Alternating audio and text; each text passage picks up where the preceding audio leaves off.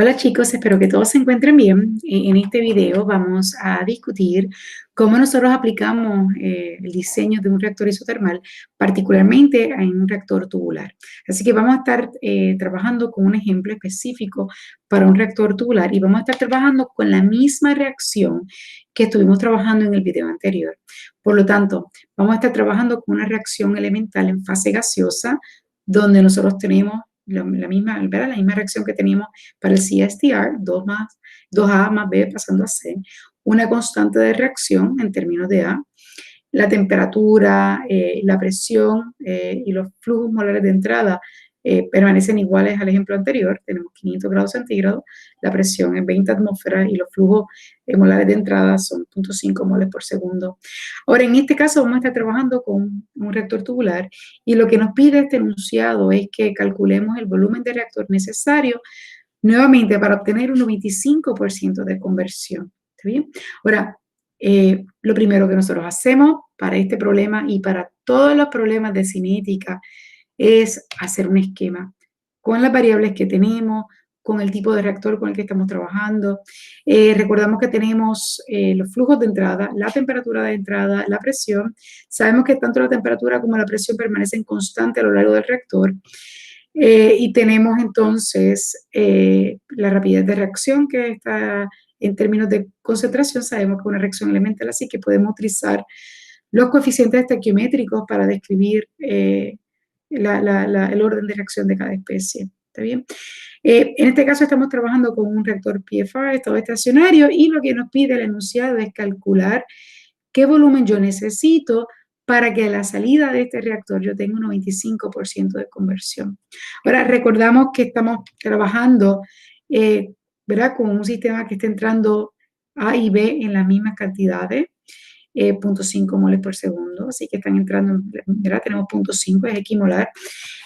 Dado estas cantidades iniciales y en combinación con los coeficientes estequiométricos, recordamos que para este sistema el reactivo limitante es A, ¿está bien?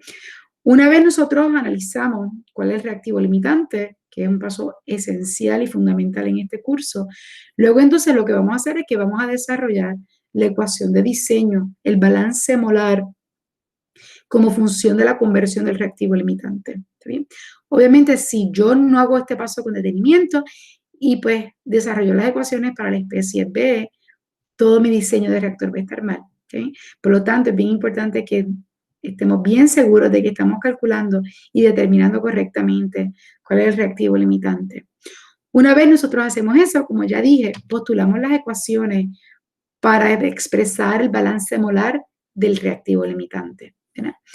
En términos de flujos molares, sabemos que esta es la ecuación de diseño para el reactor tubular. Obviamente, la variable de diseño es la conversión, porque nos están pidiendo el 95% de conversión, particularmente el reactivo limitante. Así que vamos a expresar esta ecuación en términos de conversión. Eso lo tenemos la ecuación aquí a mano derecha. Fíjense que la rapidez de reacción es la misma y luego ahora vamos a tener que trabajar con esta estequiometría. Ahora, noten nuevamente, mi reacción es una reacción en fase gaseosa, donde la sumatoria de los coeficientes estequiométricos no es igual a 0. Eso lo que nos indica a nosotros es que nuevamente el flujo volumétrico no es constante. El hecho de que esté cambiando el número de moles, fíjense que en esta reacción a mano izquierda yo tengo 3 moles. Cuando ocurre la reacción química, yo termino con 1 mol.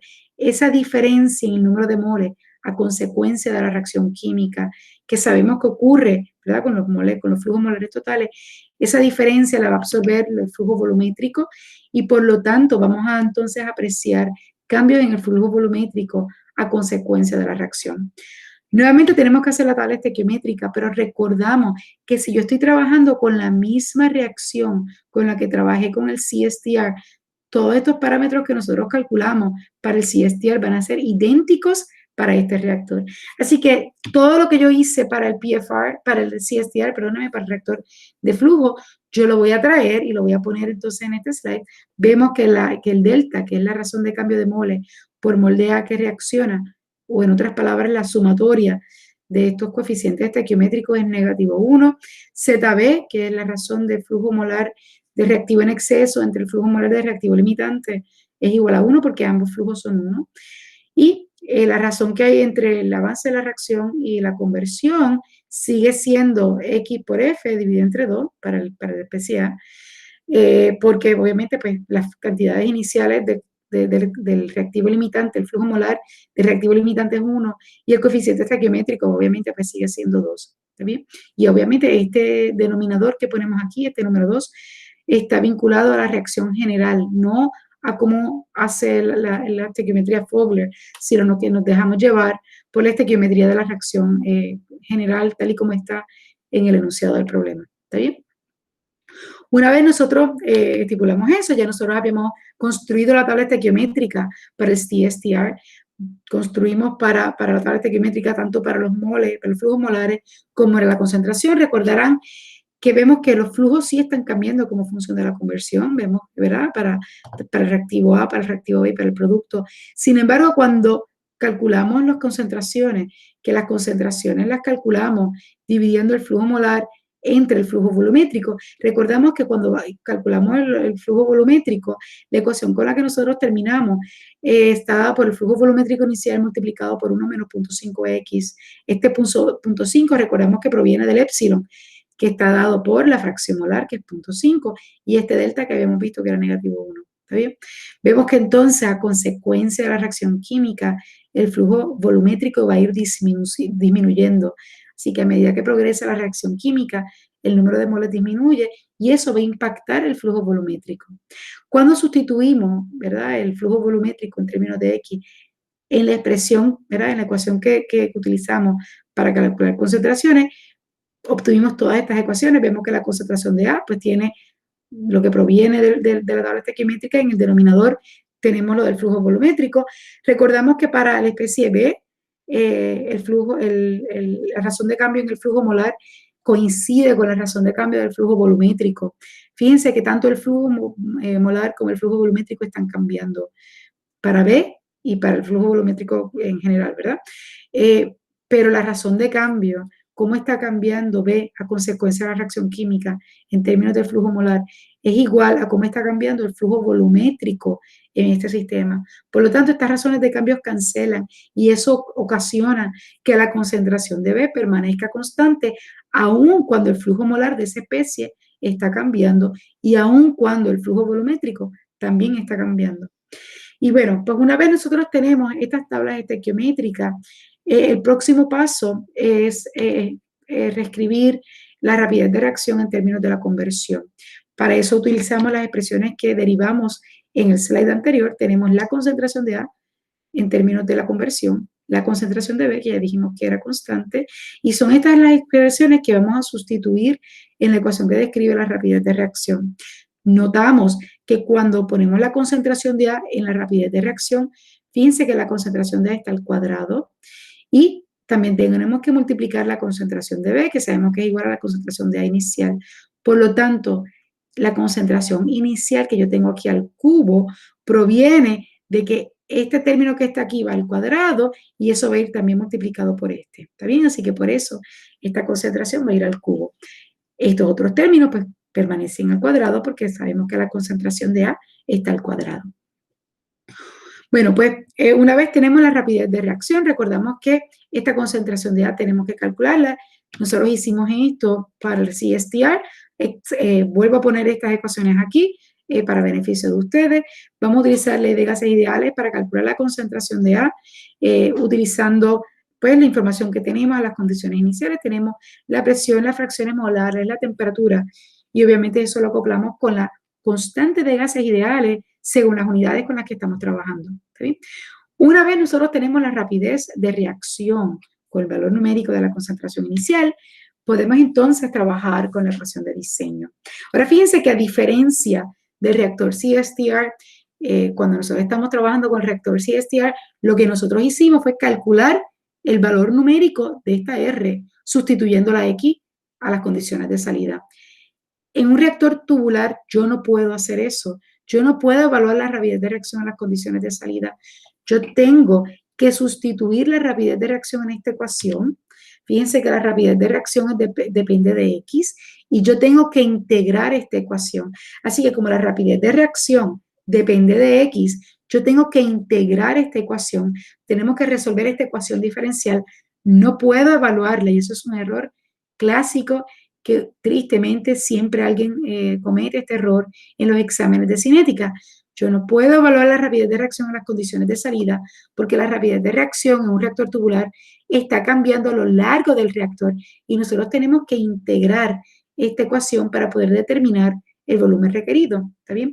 Así que recordamos, tal y como lo hicimos para en los análisis del Evenspiel, el volumen de reactor se obtiene calculando el área bajo la curva cuando yo grafico el inverso de la rapidez de reacción. Así que tenemos que tomar en cuenta la rapidez de reacción desde el punto de entrada hasta el punto de salida, ¿está bien? Bueno, pues terminamos con esta ecuación diferencial. Fíjense que cuando yo sustituyo la rapidez de reacción en términos de X, efectivamente tenemos una rapidez de una ecuación diferencial que solamente depende de dos variables. Tenemos X como variable y tenemos V como variable. Noten que el flujo inicial, la concentración inicial y la constante de reacción son constantes. Aquí las únicas variables son X y V. ¿Está bien?